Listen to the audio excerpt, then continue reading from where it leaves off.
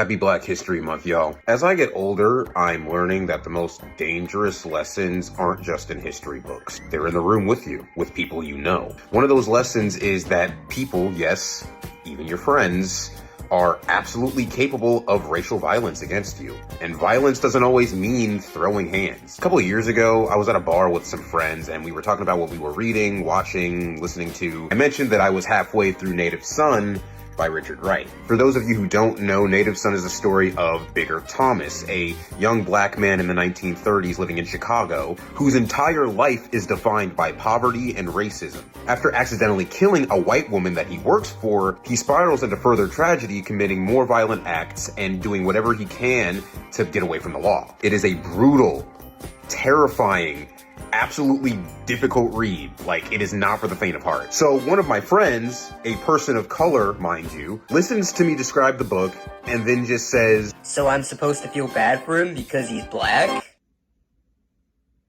This is the kind of violence I'm fucking talking about. The violence of that moment was not physical. It was the violence of erasure. The violence of refusing to see a century-old dissection of systemic terror and only seeing a plea for pity. It was like the in-person equivalent of some racist douchebag typing victim mentality under a video and talking about a personal experience. I didn't have the words then to tear his ass up for saying that shit because I hadn't finished the book, but I have them now. Native Son is not about making you feel bad for Bigger Thomas. It's a book that poses the question, what does a system designed for centuries to dehumanize black people create within the people that it oppresses? The book shows you the monster and then forces you to look at the lab that it was built in. The irony is the entire point of the book. But we live in a world that understands nuance on a very selective frequency. We dissect the trauma of Tony Soprano, Walter White, and Dexter Morgan. We dig for their humanity, their complexity, and we should, because monsters are humans too. But where's that energy for black protagonists? Where is that willingness to sit in the discomfort? Because suddenly when I talk about Native Son, it's not a character study,